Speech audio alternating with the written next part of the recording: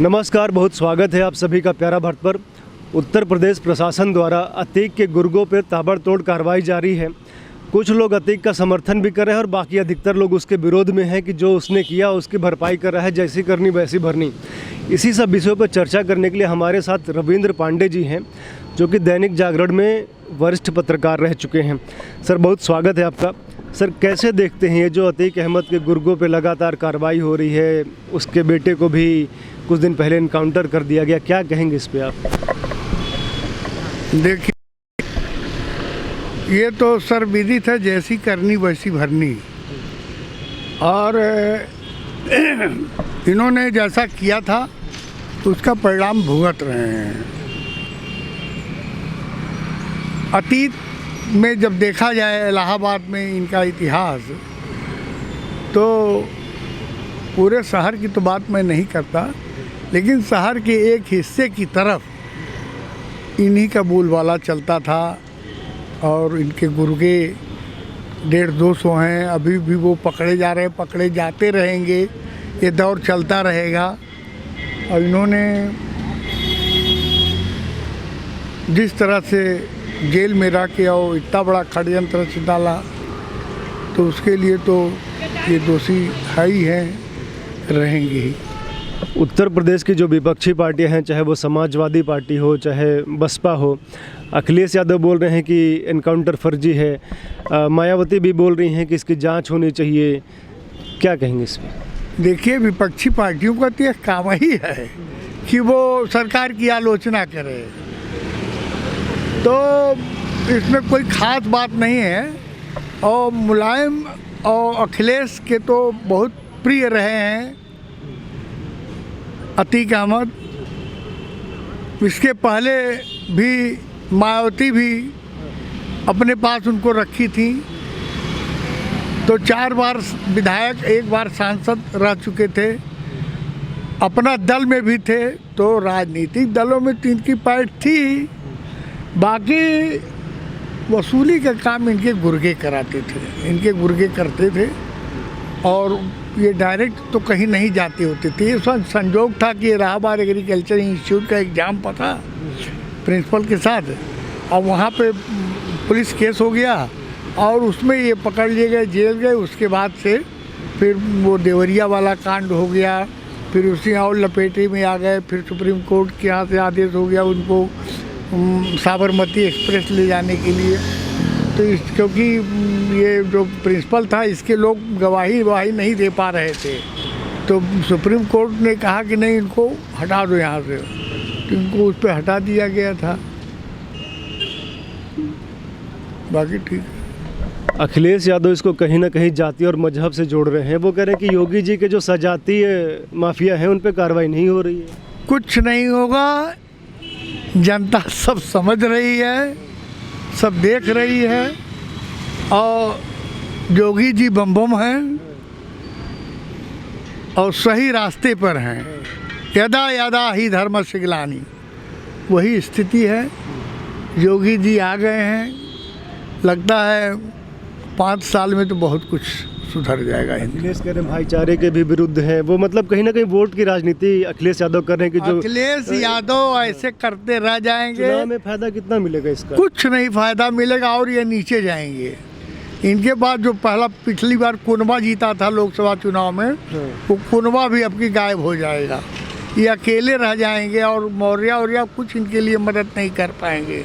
जब वो अपना नहीं चुनाव जीत पा रहे तो वो मदद क्या करेंगे? आप खुद सोचिए। ये तो ऐसे लोगों को रख लिए कि कुछ राजनीति में बोलते रहो, चर्चा में बने रहो, बस इसीलिए साधने का वही प्रयास कर रहे हैं ना। मिले मुलायम काशीराम, हवा में उड़ गए जय श्री राम। वो कह रहे हैं कि 6000 जातियाँ हमारे साथ हैं, मुस्लिम को भी इस तरह से। अरे जातियाँ अगर होती तो कहाँ चली जाती सब चुनाव में भाई? 17 में देखा, 22 में देखा, फिर 24 में देखने जा रहे हैं, 14 में देखा। कहाँ इनकी, सबको तो एक दूसरे को अदल बदल रहे हैं, सबको साथ लेके चल रहे हैं, लेकिन कहीं फाइनल में कुछ नहीं हो पा रहा है। सत्ता से बाहर तो बैठे हैं।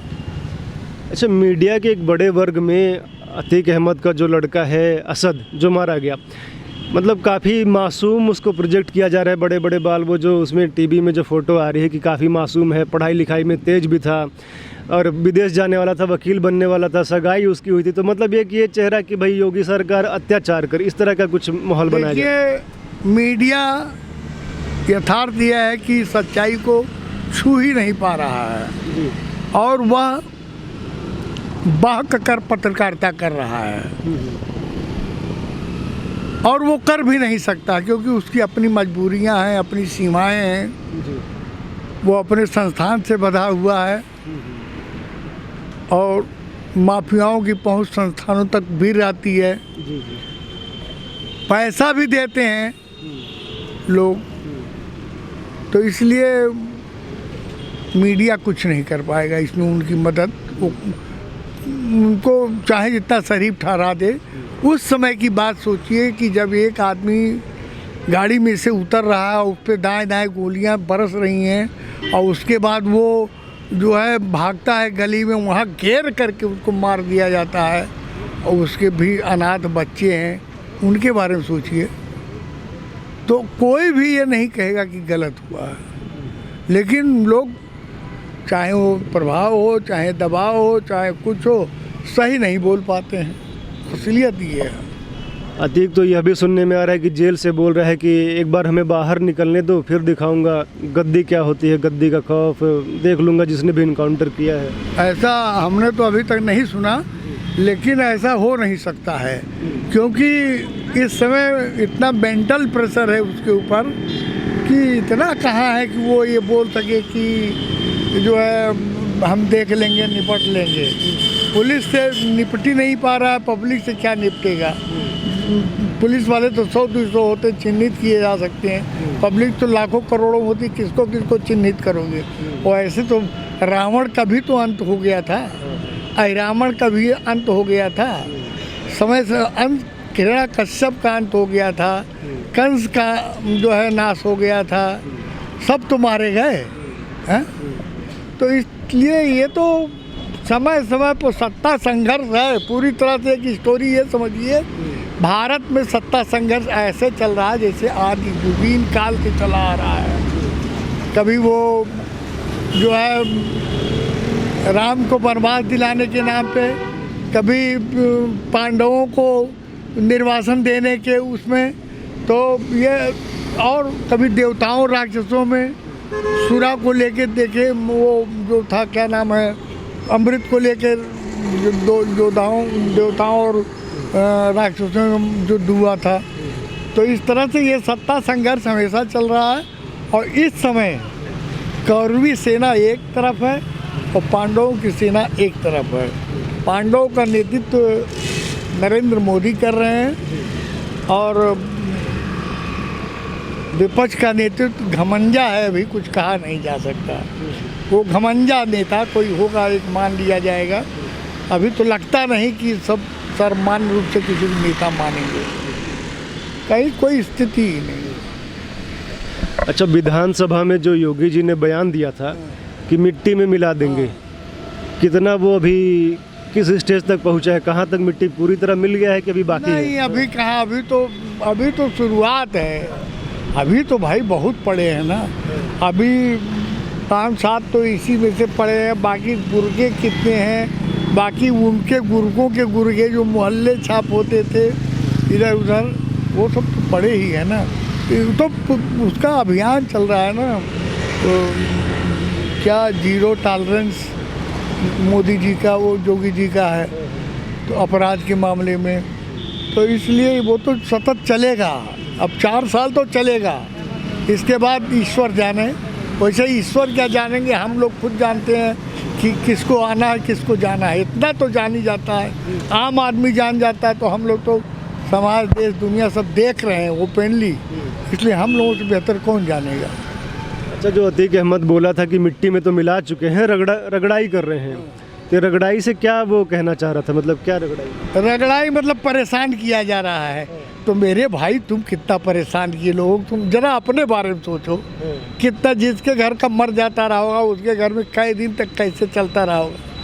राजू पाल के बारे में सोचो, तुमसे 100 गुना दर्द उसके अंदर है, क्योंकि पुरुष तो काट ले जाता है मच्छर, रात भर काटते रहते हैं, लेकिन औरतें नहीं काट सो पाती हैं, औरतों नींद नहीं आती है, वो जगी रहती हैं। इसलिए तो हम तो यही कहेंगे कि अतीक अहमद अब पस्त हैं, कोई उम्मीद नहीं अब उनसे की जा सकती है, क्योंकि पुलिस का चाप और शासन का चाप और प्लस न्यायालयों का चाप, ये बहुत मिल के बहुत भारी हो जा रहा है। तब अतीक ने जो पाप किए थे घड़ा लगभग भर गया, क्योंकि बेटे को मिट्टी देना था, उसने याचिका डाली थी कि भाई 100 देखना है, उसकी भी अनुमति नहीं मिली। अम्मी जहाँ फरारे हैं उनकी। नहीं, ऐसा नहीं है, अनुमति अब आप इंतज़ार करने लगे। टेक्निकलिटीज थी कुछ नहीं, टेक्निकलिटीज थी। जब एक आतंकवादी या कौन था, मेनन, उसके लिए रात में हाई कोर्ट खुलवाया गया था।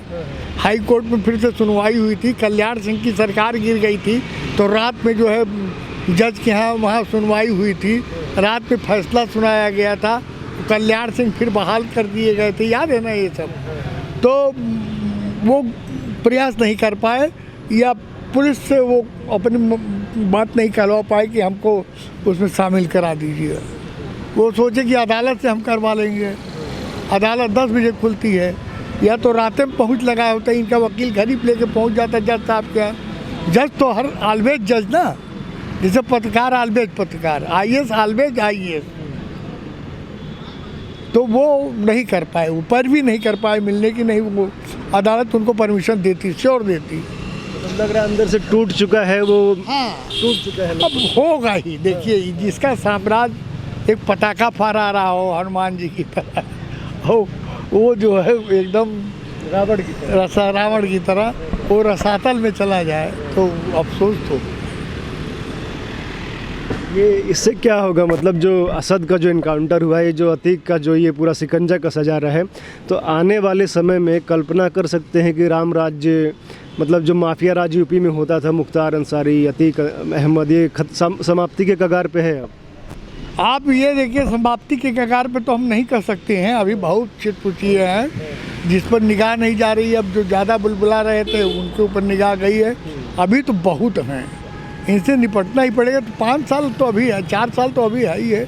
4 साल में अब इतने 3-4 हज़ार मारे गए, 3-4 हज़ार पकड़े गए, 15-16 हज़ार जेल में गए, 10-12 हज़ार को गोली लगी पैर में, इधर उधर न जाने कितने थाने में कहा चले आ रहे हैं, हम अपराध नहीं करेंगे, जोगी जी की जय, जोगी जी की जय करते हुए। तो स्थितियाँ सुधर रही हैं, सुधरेंगी, और इन्वेस्टमेंट इतना ज़्यादा हो रहा है, यूपी में होने जा रहा है, और अगर नहीं सुधरेंगी तो लोगों को दिक्कतें होंगी ना। इसलिए माफियाओं को ख़त्म करना तो 0 टॉलरेंस। जी बहुत बहुत धन्यवाद सर आपका हमसे बात करने के लिए। आप लोग जुड़े रहिए, देखते रहिए प्यारा भारत। धन्यवाद।